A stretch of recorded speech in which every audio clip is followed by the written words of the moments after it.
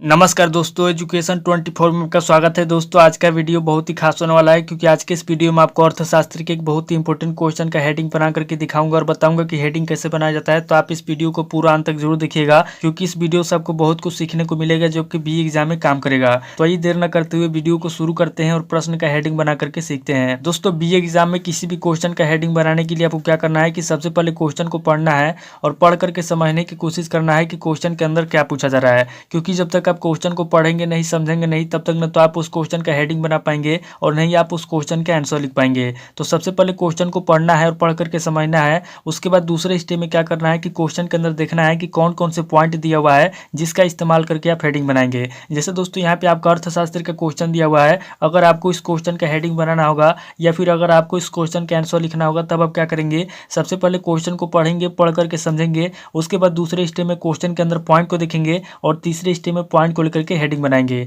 तो आइए दोस्तों बिना किसी देरी के हम लोग शुरू करते हैं और प्रश्न का हेडिंग बना करके देखते हैं। यहाँ पे दोस्तों आपका प्रश्न दिया हुआ है, अर्थशास्त्र से आप क्या समझते हैं, विस्तार पूर्वक समझाइए। यानी कि क्वेश्चन के अंदर कह रहा है कि अर्थशास्त्र क्या होता है, अर्थशास्त्र से आप क्या समझते हैं, विस्तार पूर्वक समझाइए। तो यहाँ पे दोस्तों हम लोगों ने सबसे पहले क्वेश्चन को पढ़ करके समझ लिया कि क्वेश्चन के अंदर कह रहा है कि अर्थशास्त्र क्या होता है, अर्थशास्त्र से आप क्या समझते हैं, अर्थशास्त्र को विस्तार पूर्वक समझाइए। अब दोस्तों दूसरे स्टेप में हम लोग क्या करेंगे, दूसरे स्टेप में हम लोग क्वेश्चन के अंदर पॉइंट को देखेंगे। तो यहाँ पे दोस्तों इस क्वेश्चन के अंदर पॉइंट की बात की जाए तो यहाँ पे दोस्तों आपका पहला पॉइंट हो जाएगा अर्थशास्त्र।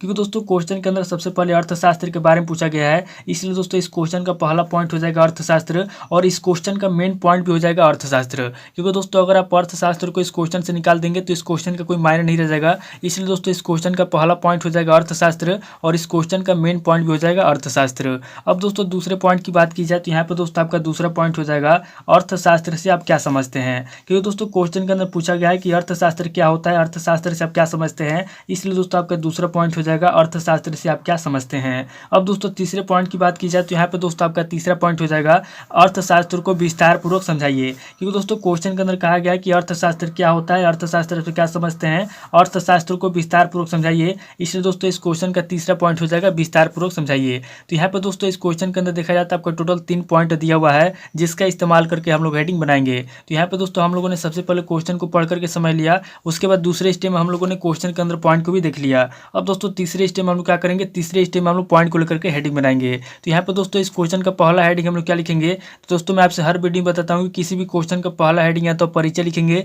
या तो परिभाषा लिखेंगे, या तो प्रस्तावना लिखेंगे, या तो भूमिका लिखेंगे। चूंकि दोस्तों ये अर्थशास्त्र का क्वेश्चन है इसलिए हम लोग क्या करेंगे, सबसे पहले हम लोग इस क्वेश्चन का परिभाषा लिखेंगे। तो यहाँ पे दोस्तों हम लोग क्या करेंगे, यहाँ पे दोस्तों हम लोग पॉइंट नंबर 1 देंगे और यहाँ पे दोस्तों पॉइंट नंबर 1 देकर हम लोग क्या करेंगे, यहाँ पे दोस्तों सबसे पहले हम लोग लिखेंगे अर्थशास्त्र की परिभाषा। यानी कि जो अर्थशास्त्र जो क्वेश्चन दिया हुआ है सबसे पहले हम लोग लिखेंगे अर्थशास्त्र की परिभाषा, यानी कि जो अर्थशास्त्र होता है उसकी परिभाषा लिखेंगे। तो यहाँ पे दोस्तों पहला हेडिंग हो जाएगा अर्थशास्त्र की परिभाषा। तो यहाँ पे दोस्तों हम लोग पहले हेडिंग में लिखेंगे अर्थशास्त्र की परिभाषा, यानी कि जो अर्थशास्त्र होता है उसकी क्या परिभाषा होती है, सबसे पहले हम लोग परिभाषा लिखेंगे। अब दोस्तों परिभाषा लिखने के बाद आपको क्या करना है, यहाँ पे दोस्तों आपको पहले हेडिंग के अंदर आपको कम से कम 10 से 12 लाइन में या फिर आपको जितना भी याद है, यहाँ पे दोस्तों आपको सबसे पहले विस्तार से आपको क्या करना है, अर्थशास्त्र की परिभाषा लिखना है। अब दोस्तों परिभाषा लिखने के बाद आपको क्या करना है, यहाँ पे दोस्तों आपको दूसरा पॉइंट देना है और यहाँ पे दोस्तों दूसरा पॉइंट देने के बाद आपको क्या करना है, यहाँ पे दोस्तों आपको दूसरा हेडिंग लिखना है अर्थशास्त्र की विशेषता। यानी कि जो अर्थशास्त्र होता है सबसे पहले हम लोगों ने अर्थशास्त्र की परिभाषा लिखा। अब दोस्तों दूसरे हेडिंग में हम लोग क्या करेंगे, दूसरे हेडिंग में हम लोग अर्थशास्त्र की विशेषता लिखेंगे। यानी कि जो अर्थशास्त्र होता है उसकी क्या विशेषता होती है, यहाँ पे दोस्तों दूसरे हेडिंग में हम लोग लिखेंगे अर्थशास्त्र की विशेषता। यानी कि जो अर्थशास्त्र होती है, अर्थशास्त्र की क्या विशेषता होती है, यहाँ पे दोस्तों हम लोग लिखेंगे अर्थशास्त्र की विशेषता। अब दोस्तों अर्थशास्त्र की विशेषता लिखने के बाद आपको क्या करना है, यहाँ पे दोस्तों दूसरे पॉइंट के अंदर भी आपको कम से कम 12 से 13 लाइन में या फिर आपको जितना भी याद है, यहाँ पे दोस्तों आपको दूसरे हेडिंग के आंसर में आपको लिख देना है। और यहाँ पे दोस्तों लिखने के बाद आपको क्या करना है, यहाँ पे दोस्तों आपको तीसरा पॉइंट देना है और यहाँ पे दोस्तों तीसरा पॉइंट देने के बाद आपको क्या करना है, यहाँ पे दोस्तों आपको तीसरा हेडिंग लिखना है अर्थशास्त्र का महत्व।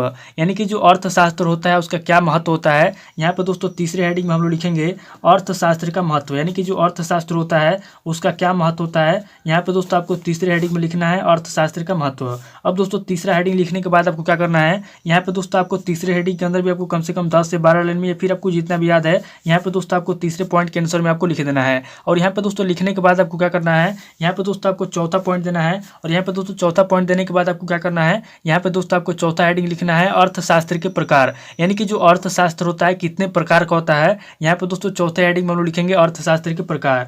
यहाँ पे दोस्तों हमारा चौथा हेडिंग हो जाएगा अर्थशास्त्र के प्रकार, यानी कि जो अर्थशास्त्र होता है कितने प्रकार का होता है। यहाँ पे दोस्तों हम लोग लिखेंगे अर्थशास्त्र के प्रकार। अब दोस्तों जो अर्थशास्त्र होता है कितने प्रकार का होता है, तो दोस्तों अगर आपने अर्थशास्त्र की पढ़ाई की होगी तो यहाँ पे दोस्तों आपको पता होगा कि जो अर्थशास्त्र होता है 2 प्रकार का होता है।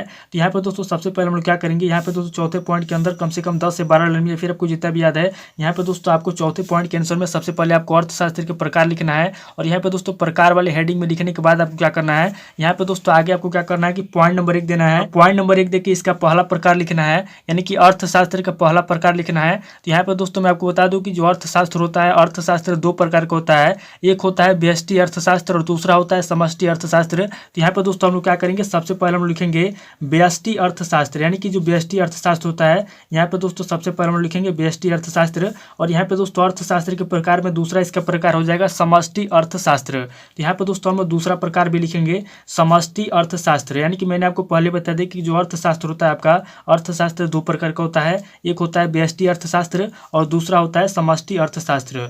अब दोस्तों दूसरा शास्त्र लिखने के बाद आपको क्या करना है, यहाँ पे दोस्तों आपको दोनों पॉइंट के अंदर आपको कम से कम 10 से 12 लाइन में, यानी कि यहाँ पे 5 लाइन इसके अंदर, 5 लाइन इसके अंदर, यानी कि टोटल आपको क्या करना है 10 से 12 लाइन के बारे में आपको लिख देना है। और यहाँ पे दोस्तों लिखने के बाद आपको क्या करना है, आगे दोस्तों आपको 5वां पॉइंट देना है। और यहाँ पे दोस्तों 5वां पॉइंट देने के बाद आपको क्या करना है, यहाँ पे दोस्तों आपको 5वां हेडिंग लिखना है अर्थशास्त्र का कार्यक्षेत्र, यानी कि जो अर्थशास्त्र है किन किन क्षेत्रों में कार्य करता है उसके कार्यक्षेत्र के बारे में लिखना है। तो यहाँ पे दोस्तों 5वां हेडिंग हो जाएगा अर्थशास्त्र का, यहाँ पे दोस्तों हम लोग लिखेंगे अर्थशास्त्र का कार्यक्षेत्र।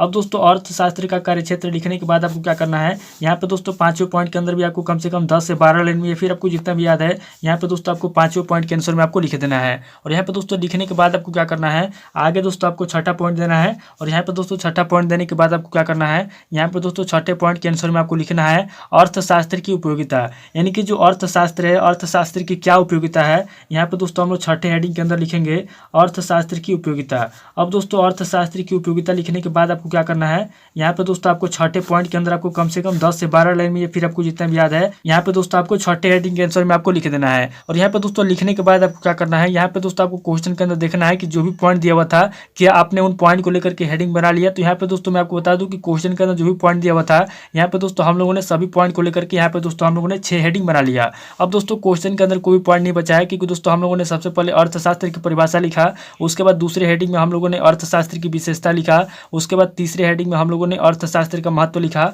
और चौथे हेडिंग में हम लोगों ने अर्थशास्त्र के प्रकार लिखा। और अर्थशास्त्र के प्रकार में हम लोगों ने 2 प्रकार लिखा, व्यष्टि अर्थशास्त्र और समष्टि अर्थशास्त्र। उसके बाद 5वें हेडिंग में हम लोगों ने अर्थशास्त्र का कार्यक्षेत्र लिखा, और 6ठे हेडिंग में हम लोगों ने अर्थशास्त्र की उपयोगिता लिखा। अब दोस्तों क्वेश्चन के अंदर जो भी पॉइंट दिया हुआ था हम लोगों ने सभी पॉइंट को लेकर के यहाँ पे हेडिंग बना लिए हैं। अब दोस्तों लास्ट में जब कोई पॉइंट नहीं बचेगा तो लास्ट में हम लोग क्या करेंगे, यहाँ पे दोस्तों हम लोग 7वां पॉइंट देंगे। और यहाँ पे दोस्तों 7वां पॉइंट देकर हम लोग क्या करेंगे, यहाँ पे दोस्तों लास्ट में हम लोग लिखेंगे इसका निष्कर्ष, यानी कि इस क्वेश्चन का क्या निष्कर्ष निकलता है। लास्ट में दोस्तों हम इस क्वेश्चन का निष्कर्ष लिखेंगे। और निष्कर्ष के अंदर आपको क्या करना है, यहाँ पे दोस्तों निष्कर्ष के अंदर आपको कम से कम 5 से 6 लाइन में इस क्वेश्चन का निष्कर्ष लिख देना है, यानी कि इस क्वेश्चन का जो भी निष्कर्ष निकलता है यहाँ पे दोस्तों आपको लास्ट में निष्कर्ष लिख देना है। तो इस तरीके से दोस्तों हमारा जो क्वेश्चन दिया हुआ था अर्थशास्त्र से आप क्या समझते हैं विस्तार पूर्वक समझाइए। तो यहाँ पे दोस्तों हम लोगों ने सबसे पहले क्वेश्चन को पढ़ लिया, पढ़ करके समझ लिया। उसके बाद दूसरे स्टेप में हम लोगों ने क्वेश्चन के अंदर पॉइंट को देख लिया, और तीसरे स्टेप में हम लोगों ने पॉइंट को लेकर के हेडिंग बना लिया। तो दोस्तों उम्मीद करता हूँ कि इस वीडियो से आपको बहुत कुछ सीखने को मिला होगा। अगर आपको वीडियो अच्छा लगा तो वीडियो को लाइक कीजिए, शेयर कीजिए और कमेंट करके बताइए कि आपको नेक्स्ट वीडियो किस टॉपिक के ऊपर चाहिए। थैंक